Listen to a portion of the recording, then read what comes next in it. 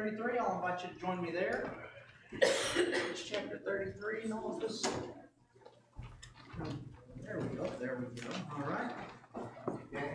Yes, sir. My mic's not on? All right, sorry, I'm working with a new system this morning, so y'all bear with me. How's that? Can you hear me now? Is that okay? Good. There we go. New system. We tried to test it out, but if I'm a little hot this morning, I apologize. Just stick your fingers in your ears. It won't hurt my feelings this morning. We've got just a couple classes left looking at the book of Exodus. You know, we've been thinking about this idea of seeing the glory of the Lord. The book of Exodus began in this place where God saw his people, and he saw their suffering, and he saw their helplessness. And God came to help them. And the Exodus story is a story about God doing something very wonderful and powerful and profound and divine for his people. Something that, quite frankly, no one else could have done for them. They couldn't have done for themselves.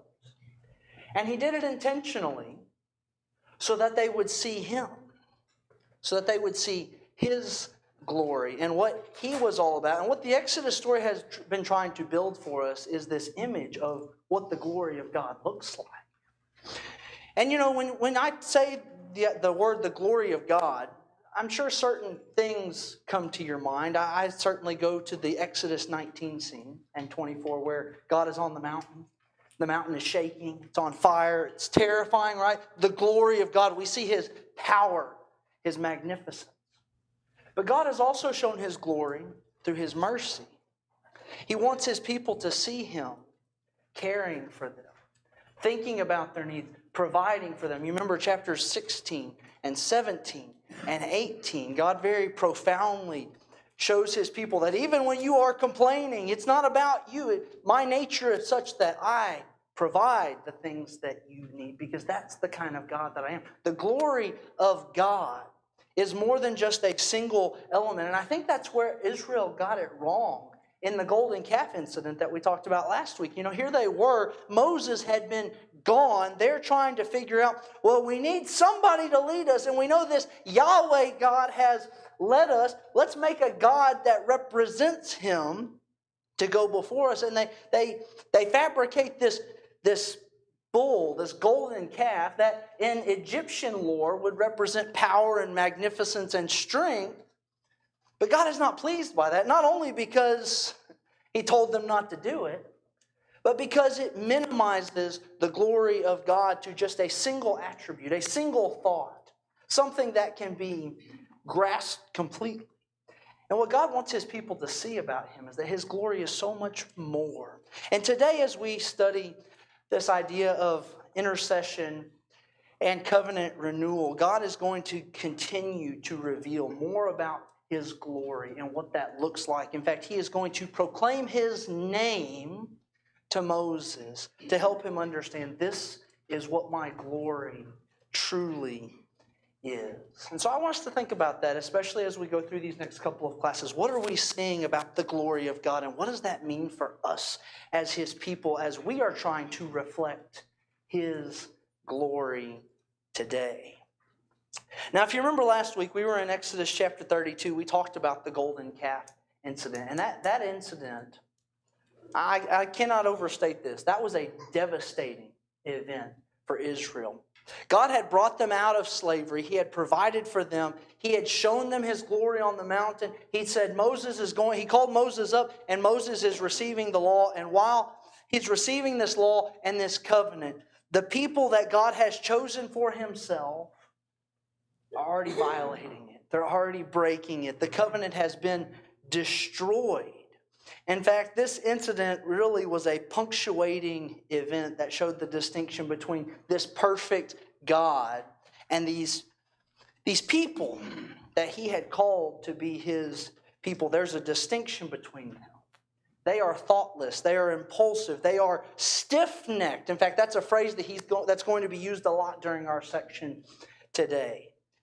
They're stiff-necked. And so when they make this golden calf and they worship it and have this feast and do all of their celebrating, the covenant's been broken. all practical purposes. The covenant with God does not exist anymore, leading to judgment, death, plague. If you remember, Moses said, "Who's on the Lord's side?" And the Levites came to him, and they pulled out their swords.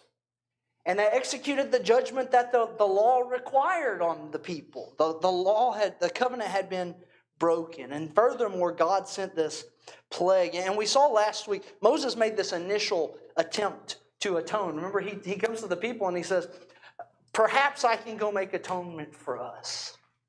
And he goes up and God says, "No, there will be no atonement for these people, at least not right now." And this culminated in a very devastating pronouncement in chapter 33 and verse number 5, where God would say, "You're a stiff-necked people. If for a single moment I should go up among you, I would consume you." And just before that, in verse number 3, he said, "I will not go up among you."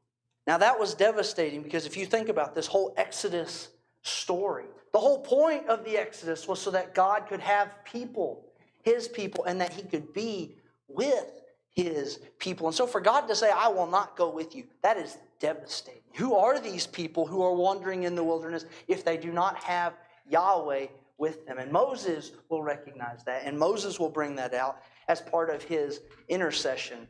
But it's important for us to see just how devastating this is. What will happen next? Because if God is not going to go with His people, and they are just simply out here in the wilderness by themselves, who are they? What will happen to them? What hope do they have? And I know we know how the story plays out, but we must not overlook the drama that's at play here. As we get to this part of Exodus, there is a helplessness on the part of the people, a separation from Yahweh that the people now see very clearly. When God says, "Take off the ornaments, I'm not going with you," it says there, verse number 4 of chapter 33, when the people heard this disastrous word, they mourned. They get it. They get it. If God is not with us, this is not good for us. We have no hope. And so that leads us into our next section for today. That seems a bit abrupt. If you read the verses for the lesson today, verses 7 through 11 kind of sidestep the narrative story and give us a glimpse into Moses' relationship with Yahweh in this tent of meeting. Let's read this section real quick. Exodus chapter 33, beginning in verse number 7. "Now Moses used to take the tent and pitch it outside the camp, far off from the camp. And he called it the tent of meeting. And everyone who sought the Lord would go out to the tent of meeting, which was outside the camp. Whenever Moses went out to the tent, all the people would rise up, and each would stand at his tent door and watch Moses until he had gone into the tent. When Moses entered the tent, the pillar of cloud would descend and stand at the entrance of the tent, and the Lord would speak with Moses. And when all the people saw the pillar of cloud standing at the entrance of the tent, all the people would rise up and worship, each at his tent door. Thus the Lord used to speak to Moses face to face, as a man speaks to his friend. When Moses turned again into the camp, his assistant Joshua, the son of Nun, a young man, would not depart from the tent." And so this tent is really a focal point of this relationship that Moses has with God. And it's an interesting contrast, because if you remember, as we've been studying through the book of Exodus, chapters 26, 27, 28 really describe a tent that God wanted His people to build, correct? The tabernacle, y'all remember, He gave them very explicit instructions for this tabernacle that they were to build, where they could draw near to God. But this is not that tent. This is a very different tent. In a different location. It's the tabernacle that He wanted them to build. It was right in the middle of their camp, right among them, so that His presence among them. This tent is located somewhere very different. Where does it say the tent was located? Outside the camp. Far away from the camp, in fact, it tells us. That's an emphatic point in this section. And so in some ways, this tent represents an alternative tabernacle of sorts, where at least Moses can have some access to God. And I think the usage of this name, if you remember a few chapters earlier, whenever he is describing the tabernacle in chapter 27, he talks about it as a tent of meeting. Chapter 27 and verse number 21.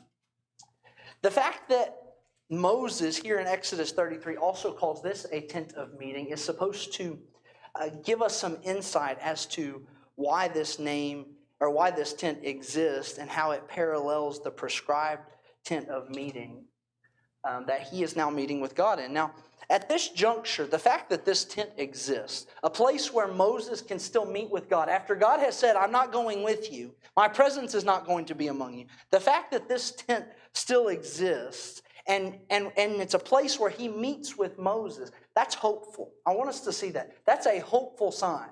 Because God has not completely abandoned his people. He's at least still with their leader. He is with Moses.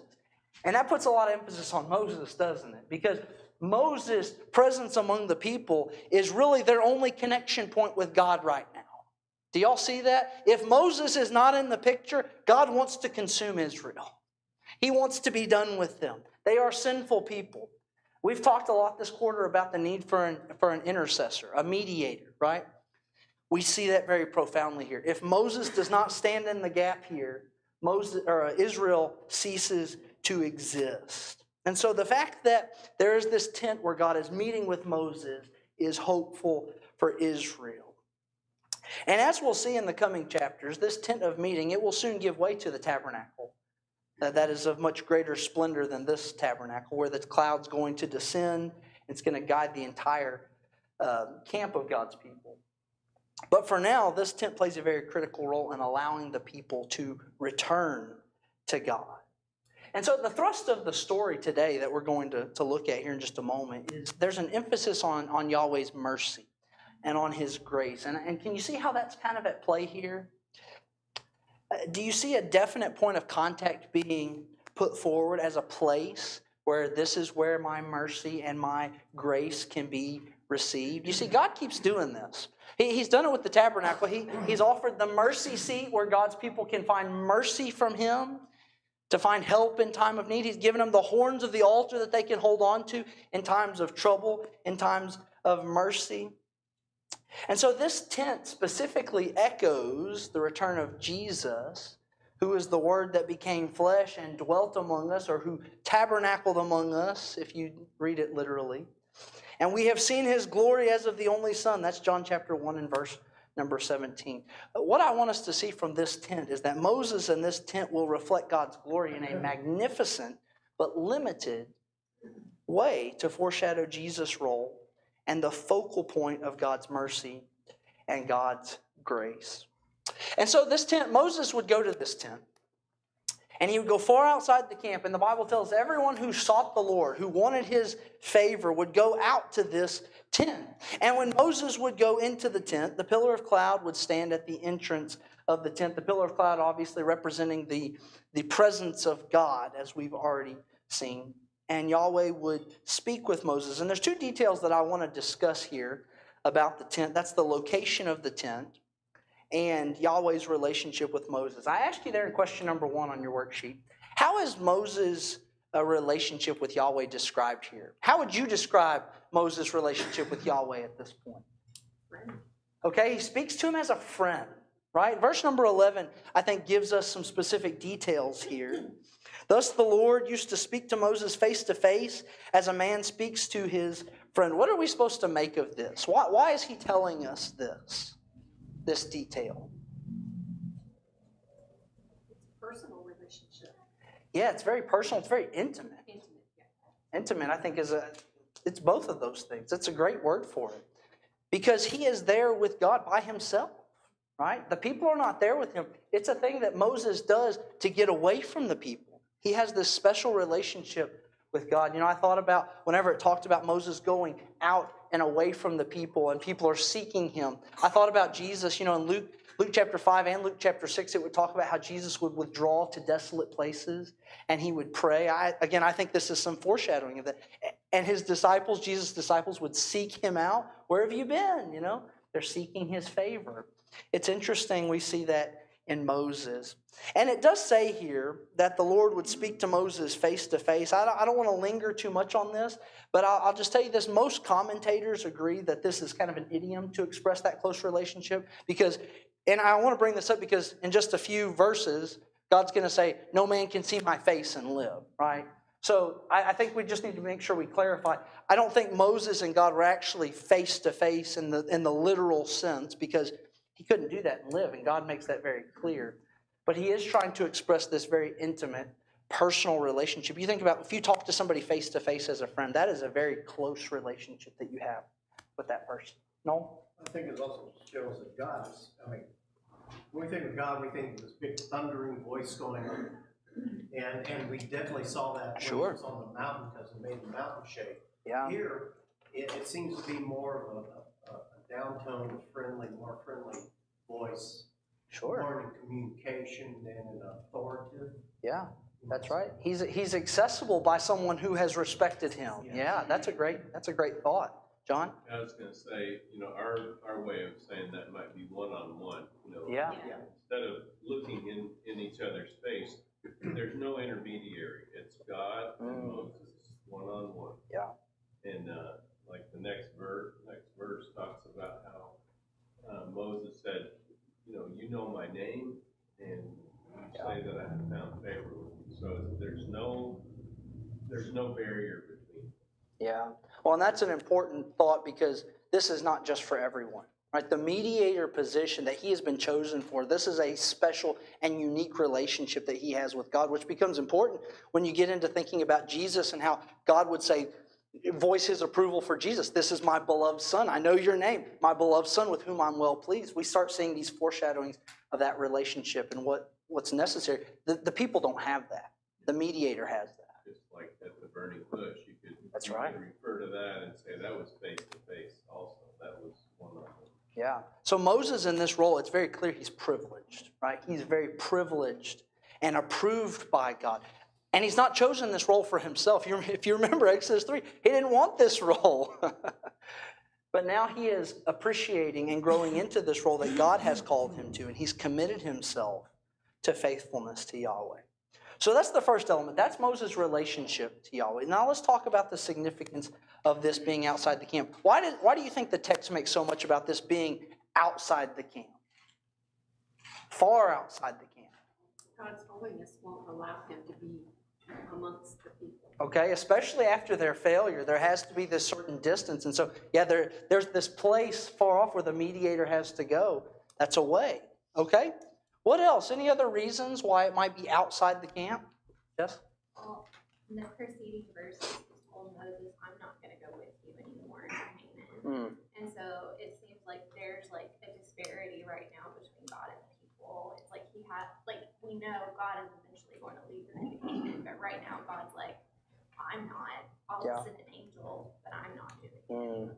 Yeah, if I were to go up among you, I'd destroy you. Yeah. You're right. So that we're seeing the distance, right? The distance between God and the people that needs to be bridged if his people are going to have this relationship that he wants with them. Yeah, for sure. So there's this distance. What else? Why else might this be outside the camp? I think it's an object lesson on sin, how sin separates us from God. Yeah. Yeah, you're exactly right. Sin separates us from God. There's a separation from the people and God. What about this? It's a place of intimacy and privacy.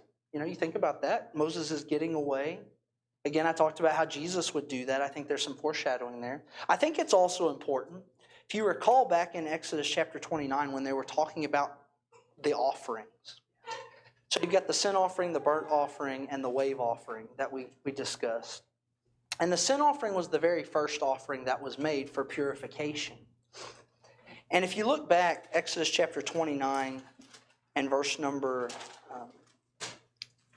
14. So they prepare this sacrifice. They put it on the altar. And it says, verse number 14, but the flesh of the bull and its skin and its dung you shall burn with fire outside the camp. Outside the camp. It's a sin offering. And so there was something about this sin offering. It had to be taken far outside as the first step of purification in their effort to approach God. And so I think it's fitting that in the same way the people went outside the camp to go seek the Lord.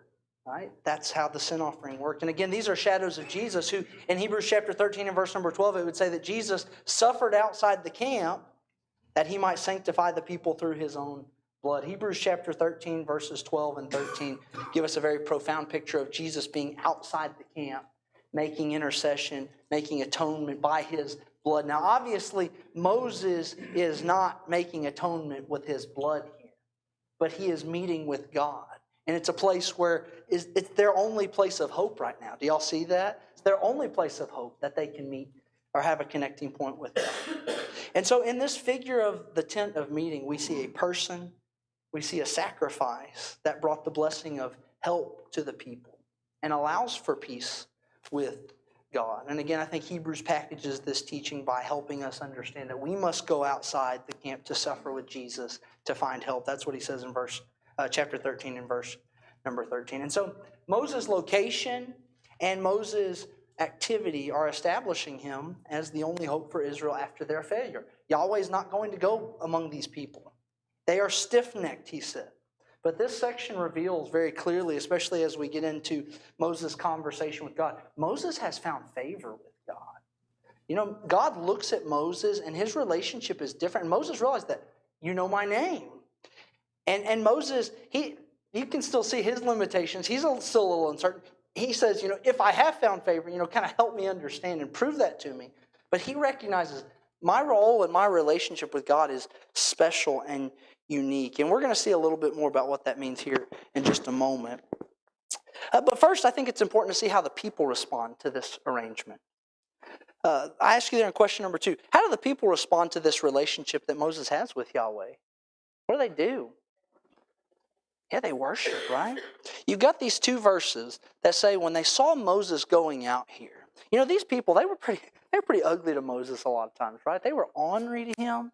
But when they saw him go out to that tent, it said they would rise up. You know, we do that for people that we respect, don't we? We stand up, and they would stand there and they would watch him go out to this tent of meeting. And they would worship. That word literally means to fall down on your face. They would worship because they recognized the import of this relationship. They may not like Moses sometimes. They may not understand God. But it seems to me that the people have, in this moment at least, as they're looking at this tent, they have some clear understanding. We need this. And we are grateful for this. And it's something worth worshiping, that we have an opportunity and someone who can access this relationship to Yahweh for us. At least that's how I read it. I don't know how if y'all read it maybe a little bit differently, but it seems like they get some of that. And they are thankful that Moses can approach Yahweh on their behalf. And I think perhaps again as we're thinking about our relationship with Jesus, we ought to be thankful that we have someone who will intercede on our behalf. Okay, saw a couple of hands here. I was just going to say, you already read it, but in verse 4, you heard the word that God was with them. They were mourning. Yeah. This is, I think, an extension of that. They realized, like you said, that the error that they made was really bad. Yeah. And And again, there is nothing they can do to overcome this error. I think that's a profound point that we cannot overlook. This is not just some blunder. They have broken the covenant. They are under judgment. That's why the gospel always starts in a place of helping us recognize how profound our sins are, how debilitating and devastating. You were dead in your trespasses and sins, but God has made you alive together with Christ. By grace you have been saved, right? And that's Ephesians right there. But we see that. And you know, it's interesting. The book of Ephesians, as it's telling us the gospel, before it gets to that in chapter 2, you know how Ephesians chapter 1 starts? Look at what God has done. And all of this is to the praise of His glory. That's a phrase repeated at least 3 times in Ephesians chapter 1. We should see His glory and recognize this is all for His glory. What He has done for us is not about us, but for His glory.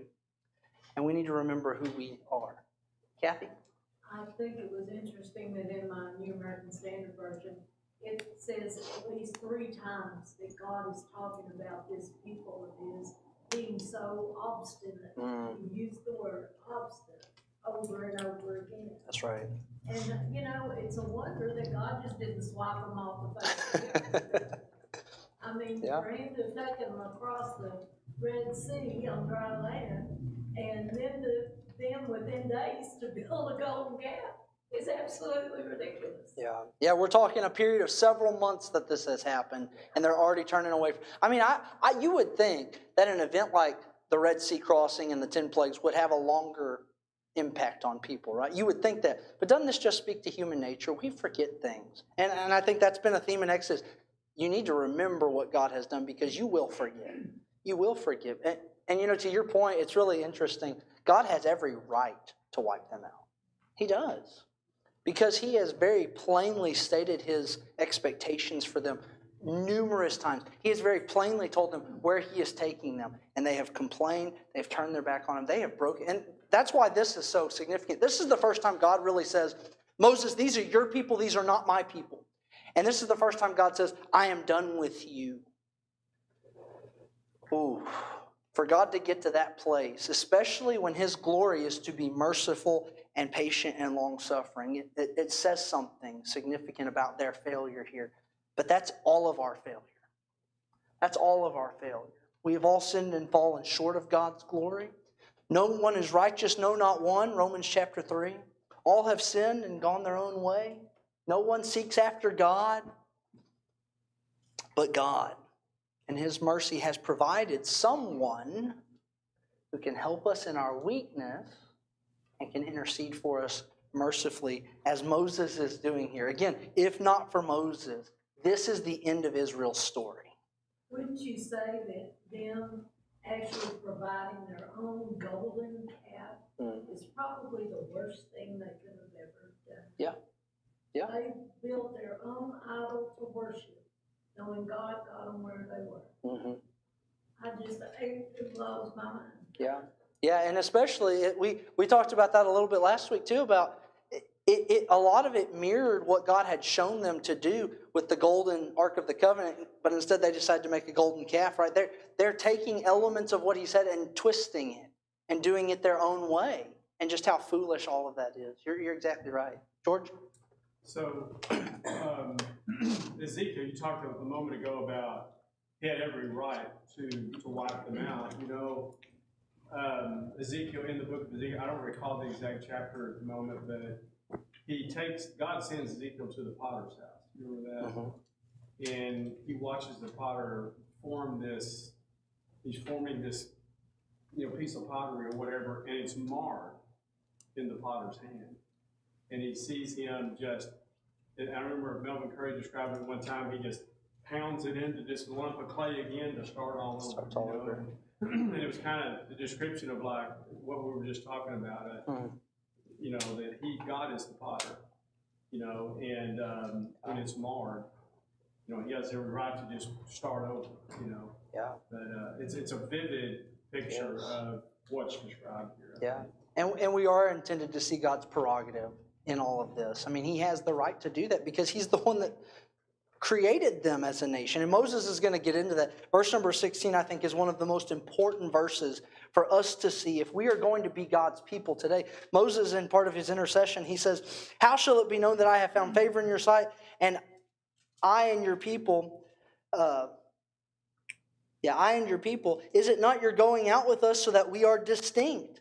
I and your people from every other people on the face of the earth. I mean, isn't that just a significant statement to ponder right there?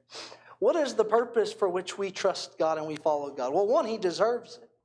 But when we look at what he has done to change us, that's the thing that makes us distinct. It's nothing that we have done in and of ourselves except that we respond to him and we accept what he has given to us. That's what makes God's people distinct. But it's his working, his prerogative. Okay, so the next section kind of pulls back the curtain a little bit, helps us understand exactly how this intercession process works. Let's read this section, 33, beginning in verse number 12. Moses said to the Lord, see, you say to me, bring up this people, yet you have not let me know whom you will send with me. Yet you have said, I know you by name, and you also have found favor in my sight. Now therefore, if I have found favor in your sight, please show me your ways. Show me now your ways, that I may know in order to find favor in your sight. Consider too that this nation is your people. So this section kind of begins with a challenge of sorts. According to Yahweh's instructions for Moses, right? You think about this. Moses is in charge of leading the people, but in the last section, God started killing those people. So Moses, in a way, is saying, is there anybody you're going to let go with me? Are these people even worthy? Are you going to let them go with me? I have no idea what I'm doing at this point. It's kind of what I see Moses saying. Is anybody going to get to go? And again, Moses knows he has this special relationship with God, but it seems very emphatic on his part. He doesn't want to make that journey alone because it doesn't bring any glory to God. And he's beginning to recognize that. If the people don't go with me, God gets no glory for that. If he just sends me, the Egyptians are going to look at that and say, well, he brought them out here to kill them. You know, that's the kind of God he is. And Moses says, that's not the kind of God that you are. He sees no point or glory for Yahweh to send him by himself. And I want you to notice the gentle reminder from Moses in 13 where he says, these are your people. These are your people. You know, he's not chastising God, but he's reminding God. These are your people. And I want you to notice Yahweh responds with somewhat of a rejection. Verse number 14. And he said, my presence will go with you, and I will give you rest. And that phrase right there, this idea of rest, it's talking about bringing him into the promised land. So he's saying, kind of what Jessica said earlier, I'll go with you, Moses, but I'm not with these people. And that I think that's important to see because Moses continues to press him further.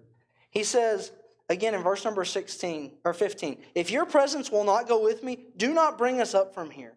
For how shall it be known that I have found favor in your sight, I and your people? Is it not your going with us, so that we are distinct, I and your people from every other people on the face of the earth? I want you to notice especially that in that statement, Moses is starting to associate himself with the people.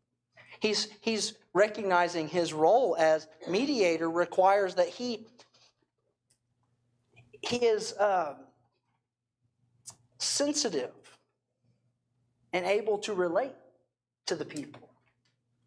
What makes them, it's not just what makes them unique, it's what makes him unique. He needs God with him. He is one of those people. And you know, I think as Moses is pressing God, I don't think it's because Moses necessarily likes the people. That's my opinion of it, right? But he understands they represent a key element of Yahweh's glory in the world. Because the fact is, the people are obstinate. They're stiff-necked. That's a reality. And he even sees that probably in himself. And Moses relates to their limitations. And by the end of this section, he's going to relate even more fully before Yahweh's holiness because he sees the universal need for mercy, even in himself and in his role. But for now, he sees that what Yahweh's presence means. They are different. And listen, we need that same sort of vision today. If we are God's people, what makes us different is his presence among us.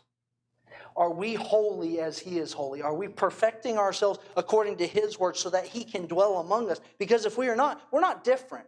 We're just using different marketing tactics. What makes us different is if we are holy and we allow God's presence to be in our lives through that holiness according to his word. And so we must be adamant. That's why when you get into passages like 1 Corinthians chapter 5, when Paul tells them, purge this evil from your midst, that sounds really harsh. But what he's saying is, if you want God to be among you, you got to be holy. You got to live holy. You got to take actions of holiness. Purge the evil from your midst. He's going to say that a lot in the book of Leviticus. And so we need to have this sort of vision for today. And again, the ability to do this is not from our prerogative, but it's from God's grace and God's favor. I want you to notice how Moses pleads for God's favor throughout this section. He says it in verse number 12. You also have found favor. He's been told that he's found favor in my sight. Verse 13, now therefore, if I have found favor in your sight, please show me your ways that I may know you in order to find favor in your sight. He recognizes he's at the mercy of God. And having God's favor is the only thing that will change this. And I think that's a bit of a negative way to look at the positive element of what we saw in the very beginning of the Bible story. God's goodness. When God made everything good, that is his favor that brings life. And it is only with God's favor that we find life according to his ways. And so Moses is starting to understand some things. He's trusting God's nature, which is profound, as he didn't have the same surety that we have of the grace of God appearing. And so while Moses understands he is the mediator, he has limitations, and it seems to me here he needs some confirmation, right? If I'm going to lead your people, can you show me your ways, right? He makes that request in verse number 13. Please show me now your ways. But then he makes another request. What is Moses' request there in verse number 18? Show me your glory.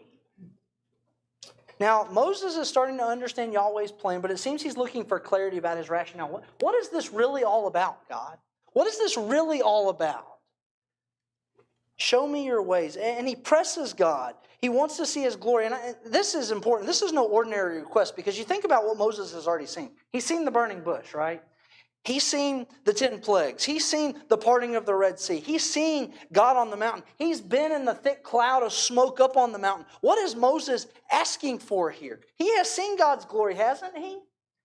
It seems like he wants more. And you know, it's interesting. I was reading a Jewish scholar that knows the Torah well, and he would say this: every other instance of a visible glory in the Old Testament is characterized by three features. It's a massive experience. It is distant from the observers, and God initiates the manifestation freely and chooses the time and place. But here is the only time in the Old Testament where it is given to a person. And Moses pleads for an exclusively individual experience, one that is close at hand and that occurs in response to his personal request. And God says, okay. Now again, I think that says something very profound about Moses, doesn't it? That God is willing to give him an experience of his glory that no one else will ever get. You know, that's why Moses is such a figure of Christ. And they recognize this about Moses. God showed him something that most people would never get to see. And so Yahweh promises Moses, I will pass before you. I'll hide you in the cleft of the rock, right? Put my hand over you. You can see my back. But you cannot see my face and live. And you know what? What God promises to Moses is captivating. Moses is going to get the most elevated glimpse of God he will ever have. And really what more than anyone will ever have besides Jesus himself. And I don't know what this looks like, because obviously God is not flesh and blood. He doesn't have form like us. But Moses is going to get to see the backside of God that impacts him so much. It changes him physically. It changes him emotionally. It changes him spiritually. And so while all of this is happening, Yahweh reveals to Moses his ways. Read with me Exodus chapter 34. So God tells him, I will proclaim my name before you so you can know who I am, what my glory is. Verse number 5, chapter 34, the Lord, Yahweh, descended in the cloud and stood with Moses there and proclaimed the name of Yahweh. And Yahweh passed before him and proclaimed, Yahweh, Yahweh, a God merciful and gracious, slow to anger and abounding in steadfast love and faithfulness, keeping steadfast love for thousands, forgiving iniquity and transgression and sin, but who will by no means clear the guilty, visiting the iniquity of the fathers on the children and the children's children to the third and the fourth generation. And Moses quickly bowed his head towards the earth and worshipped. What do we learn from these verses? What do we learn about Yahweh from this self-revelation of his goodness? What is he wanting Moses to see here?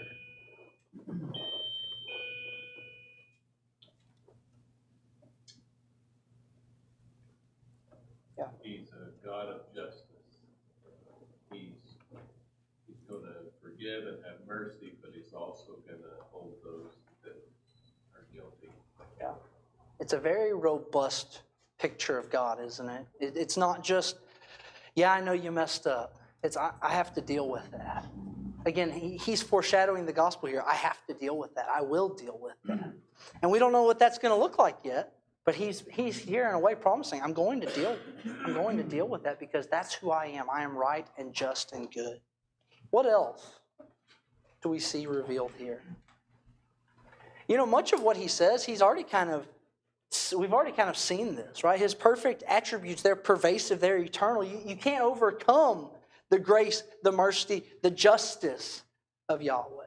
And you notice the end, there's a warning, there's a reminder. I'm not going to clear the guilty. He can't. If we want God to be good, He can't clear the guilty. It's just not possible.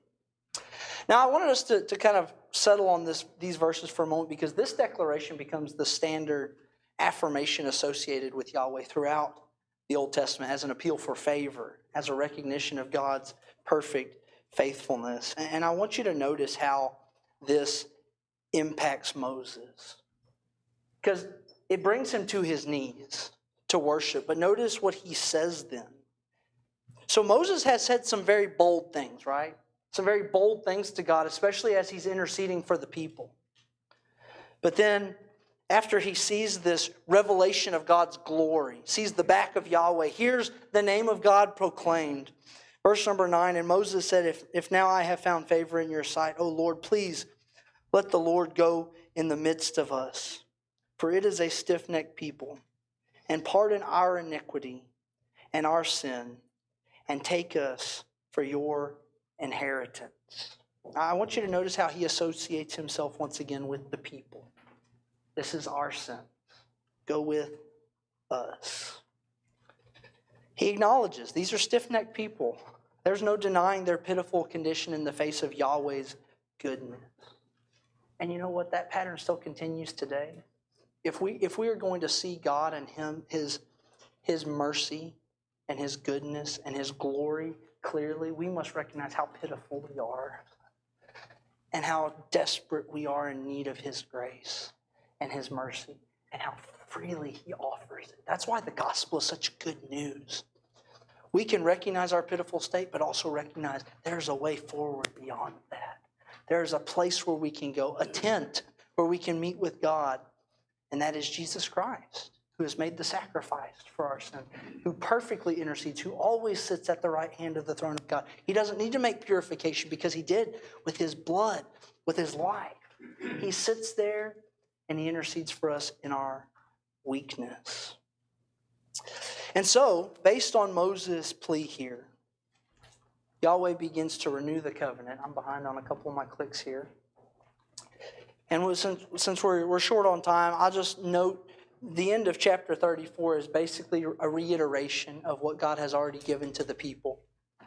But it's important to see that Yahweh is picking up the pieces of the broken covenant in preparation for this, even before He renews it. At the beginning of chapter 34, He tells Moses, before He begins the covenant renewal, He tells Moses, cut you some new tablets, prepare yourself to come up on the mountain. Then Moses pleads for this mercy, and God's ready. God's ready to come back into this covenant relationship with the people based on the activity of Moses as the mediator. And He reiterates this mercy, this covenant towards them. And so Moses goes up on the mountain and he receives this. And when he comes down, I just want to talk briefly about his shining face. So he comes back down from the mountain to a much different experience, right? The people are not dancing around a calf this time. He comes down and the people are afraid. And a lot of it has to do with the fact that his face is shining because he has been in the presence of God. It has changed him. He is reflecting this glory of God. And so he comes down and he tells them the things that God has told him to share with them. And afterwards, the Bible tells us that they put a veil over his face. Now, just for the sake of time, let me tell you what I think all this means. I had you read it in 2 Corinthians. But the glory that's reflected in Moses' face, it's temporary, just like the law was temporary. And so the reason they put this veil over the face is so that the people won't see the glory as it fades. Because the fact is, it will fade away until he goes and he's in the presence of God once again. But 2 Corinthians chapter 3 would tell us that we with unveiled face can see the glory of God completely. A glory that will never fade away, a glory that is eternal. We've been given a covenant that is much better than theirs. And so while they have this covenant renewed through a mediator, renewed by mercy, renewed by grace, it was limited. But we have a covenant that is unlimited through Christ that we can look at with unveiled faces that will never fade in its glory. And so we must appreciate what God has given to us. That's why the writer of Hebrews would say, don't refuse him who is speaking to you. Let us go outside and be with Jesus, who can intercede for us. All right, next week we're going to wrap up the book of Exodus. So finish reading Exodus 35 to the end of the chapter, and we will pick up there next week. Thanks for your attention this morning.